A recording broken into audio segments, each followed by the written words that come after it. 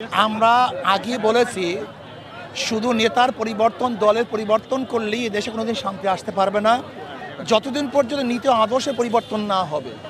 2 নম্বর জমিতে 1 নম্বর ফসল হয় না, 2 নম্বর উস্তাদের কাছে 1 নম্বর ছাত্র গঠন হয় না, ঠিক 2 নম্বর নেতার কাছেও দেশ কোনোদিন 1 নম্বর হতে পারে না।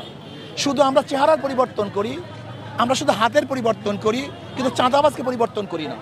এক ওসি চলে যায়, এক অফিসার চলে যায়, কিন্তু দেখা যায় সেখানে দুর্নীতি যায় না। কারণটা কি? অফিসার ট্রান্সফার হলে হবে না, সেখানে মানুষ আদর্শভিত্তিক ন্যায়ভিত্তিক চরিত্রবান লোক যতদিন পর্যন্ত চেয়ারে না বসবে ততক্ষণ পর্যন্ত এদেশ কোনোদিন নীতি আদর্শের কোনোদিন প্রতিফলন ঘটবে। আমাদের 2 দিন আগে 2 দিন পরে সময় নিয়ে আমাদের কোনো মাথা ব্যথা নেই। আমরা চাই একটা নিরপেক্ষ গ্রহণযোগ্য নির্বাচন। এবং দেখেন হাবিব আউয়াল সাহেব যিনি সিইসি প্রধান ছিলেন, তিনি স্পষ্ট বলেছেন যে এই বর্তমান সংস্কার ব্যতীত যদি নির্বাচন হয় 1000 বছর নির্বাচন করলেও কোনোদিন সুষ্ঠু নির্বাচন হবে না। এর জন্য আমরা মনে করি 2 দিন আগে 2 দিন পরে এটা বহুত বড় দেখার বিষয় না। আসলে সংস্কার ভিত্তিক যে নির্বাচন করে সেই নির্বাচন গ্রহণযোগ্য নির্বাচন হবে না, সুস্থ নির্বাচন। এর জন্য আসলে তো বিএনপিও জাতীয় সংসদ গঠন করতে চায়।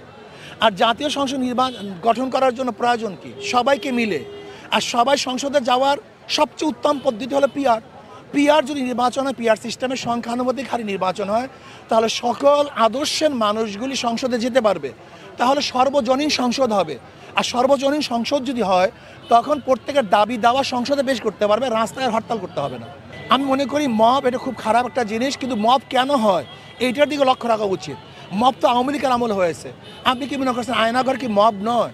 নির্বিচার মানুষকে যখন হত্যা করে সেটা কি মব নয়? যখন মানুষকে গুম করে সেটাও কি মব নয়? এর অত্যাচার বিচার তো আমিও তো মবের শিকার হয়েছিলাম, আমাকেও তো অ্যাসাল্ট করা হয়েছিল।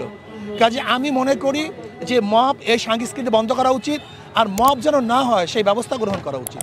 আপনারা দেখতেছেন সাংবাদিকদের প্রতিদিনের আমরা নিউজে কি দেখছি, বাংলাদেশে মানুষ ব্যবসা করতে পারতেছে না, আমাদের মা বোনদের ইজ্জত দিয়ে তারা ঘরে থাকতে পারতেছে না, আজকে যুবক সন্তানরা তারা থাকতে পারতেছে না।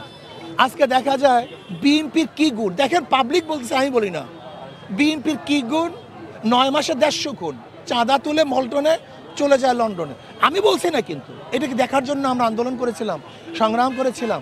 এই দেশ শান্তি হোক, সবের অধিকার বাস্তবায়ন হোক, পুরা ব্যবসায় প্রত্যেক মানুষ যেন চাঁদাবিহীন এক মুক্ত জীবন যাপন করতে পারে, আমরা সেরকম দেশ চাই। দেখেন ইসলাম দেশ মানবতার কল্যাণের জন্য, ইসলাম দেশ মানবতার কল্যাণের জন্য যারাই জোট করবে আমরা তাদের সাথে একত্রিত হয়ে আমরা নির্বাচন অংশগ্রহণ করতে। যে পরিবেশ আছে তত অবশ্যই সম্ভব না। এর জন্য আমরা মনে করি এই সরকারের অধীনে এই সরকার কি নিরপেক্ষ নির্বাচন উপহার দিতে পারবে কি না, এর জন্য স্থানীয় নির্বাচন আগে দেখা উচিত, টেস্ট কেস। যদি দেখি স্থানীয় নির্বাচনে সুস্থ হয়েছে তাহলে আমরা বিশ্বাস করব জাতীয় নির্বাচন সুস্থ হবে। এর জন্য আমরা মনে করি জাতীয় নির্বাচনের আগে স্থানীয় নির্বাচন দেওয়া উচিত। আমরা আস্থা রাখতে পারতেছি না, প্রশাসন এখনও ঢেলে সাজানো হয়নি, এখন প্রশাসনের সংস্কার আসে নাই। আমরা তো 3টা দাবি নিয়ে আন্দোলন করেছিলাম, সংস্কার, বিচার, নির্বাচন। এই 3 দাবিকে সামনে নিয়ে আমরা আন্দোলন করেছিলাম। সংস্কার ব্যতীত কোনো অবস্থা দিয়ে দেশে গ্রহণযোগ্য নির্বাচন হওয়া সম্ভব না।